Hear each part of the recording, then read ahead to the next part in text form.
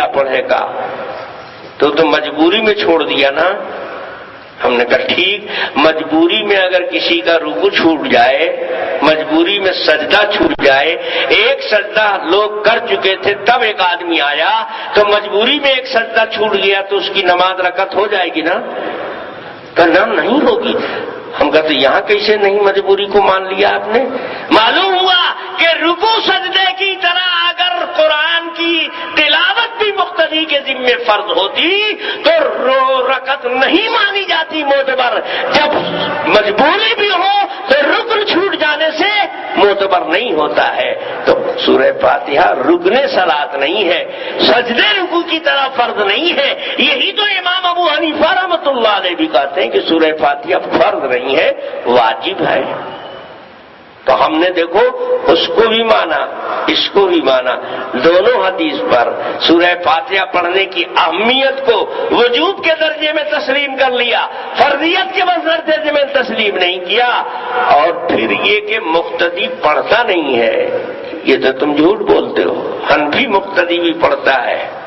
پڑھنے کا دو طریقہ ہے، ایک طریقہ ہے کہ سب لوگ پڑھیں اور ایک طریقہ ہے کہ سب لوگ نہیں پڑھیں، سب کی طرف سے ایک پڑھ دیں.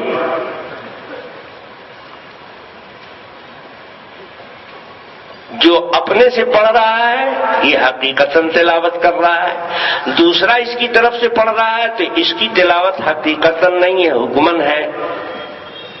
آپ کہو گے صاحب یہ تو عجیب بات مولانا صاحب نے کر دی. ہم کوئی عجیب بات نہیں کرتے ہیں، سب عجیب تمہارے ہی یہاں ہے.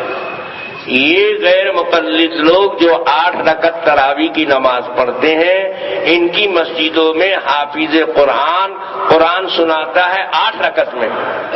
سناتا ہے کہ نہیں سناتا ہے؟ تو پورا قرآن حافظ پڑھتا ہے کہ سب مقتدی بھی پڑھتے ہیں؟ سب مقتدی پورا قرآن تو نہیں پڑھتے، صرف حافظ پڑھتا ہے. تو ختم کے روز کہتے ہیں چلیے آج ہم لوگ کا ختم ہے. تمہارا تو پہلے ہی دن سے ختم ہے بیٹا، آج کیسے کہہ رہے ہیں کہ حافظ پڑھا تو اس کے ختم کرنے سے میرا بھی ختم ہوا. پتہ چلا کہ امام پڑھ رہا ہے تو مقتدی کی بھی ہو رہی ہے. پورا قرآن حافظ قرآن نے پڑھا، 114 سورت ہے قرآن پاک میں، 113 امام پڑھتا ہے تو مقتدی کی ہو جاتی ہے. تو 14ویں نے کیا قصور کیا ہے کہ یہ پڑھے گا امام تو مقتدی کی طرف سے نہیں ہوگی؟ بتاؤ وجہ فرق. 113 پڑھا امام نے، مقتدی کی طرف سے ہو گئی. تو 14ویں میں کون مصیبت آ گئی کہ یہ امام پڑھے گا تو نہیں ہوگی مقتدی کی طرف سے؟ اس لیے ہم کہتے ہیں کہ سورہ فاتحہ ہم بھی پڑھ رہے ہیں حکماً، ہم بے سورہ فاتحہ والے نہیں ہیں.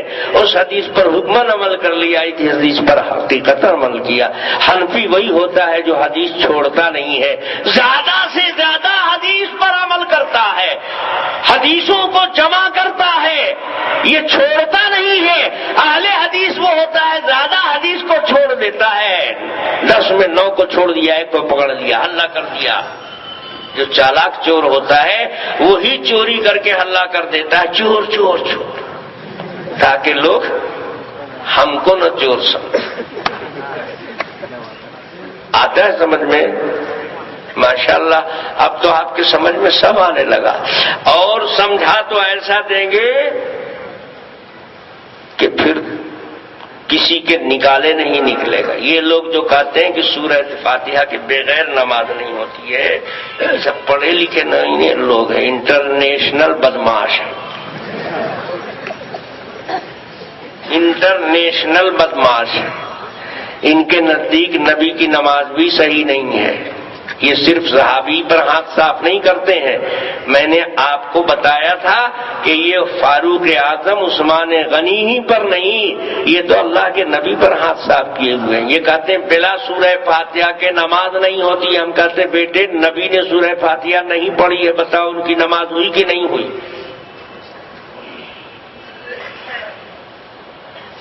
جب رسول اللہ صلی اللہ علیہ وسلم بیمار ہو گئے تھے، آخری وقت تھا حضور کا، تو حضور پاک صلی اللہ علیہ وسلم نے حضرت ابو بکر کو امام مقرر کر دیا تھا. نماز کون پڑھاتے تھے؟ حضرت ابو بکر جناب رسول اللہ صلی اللہ علیہ وسلم حجرہ عائشہ میں رہتے تھے، اتنی صلاحیت نہیں تھی کہ آپ آ کر نماز کریں۔ جب آپ اتنے کمزور بیمار ہو گئے تو آپ نے فرمایا مرو ابا بکر فلیصلی بالناس، ابو بکر سے کہو لوگوں کو نماز پڑھا دو۔ حضرت عائشہ نے کہا بھی کہ یا رسول اللہ ابو بکر بڑے کمزور دل کے آدمی ہیں، آپ کے مصلی پر جائیں گے ان کو رلائی آ جائے گی کہ نبی کی جگہ پر آج ہمیں کھڑا ہونا پڑ رہا ہے، عمر سے کہہ دیجئے۔ اللہ کے نبی نے کہا کہ نہیں، ابو بکر سے کہو نماز پڑھو۔ تو اسی درمیان ایک دن جماعت کھڑی کر چکے تھے حضرت ابو بکر، نماز ہو رہی تھی، حضور نے حجرے کا پردہ ہٹایا، دیکھا کہ جماعت ہو رہی ہے، طبیعت میں کچھ افاقہ محسوس ہوا تو آپ نے ہمت کی اور دو صحابی جو خادم تھے وہاں ان کے سہارے سے آپ مسجد میں آ گئے حضرت ابو بکر کے قریب۔ تو حضرت ابو بکر کو احساس ہوا کہ جناب رسول اللہ صلی اللہ علیہ وسلم آ گئے، ہم پیچھے ہٹ کے اب سب میں چلے جائیں۔ حضور نے اشارے سے حضرت ابو بکر کو بتایا کہ تم اپنی جگہ رہو، اور حضرت ابو بکر کے بائیں جانب آ کر جناب رسول اللہ صلی اللہ علیہ وسلم بیٹھ گئے۔ اب حضرت ابو بکر مکبر ہیں اور نماز کے امام جناب رسول اللہ صلی اللہ علیہ وسلم۔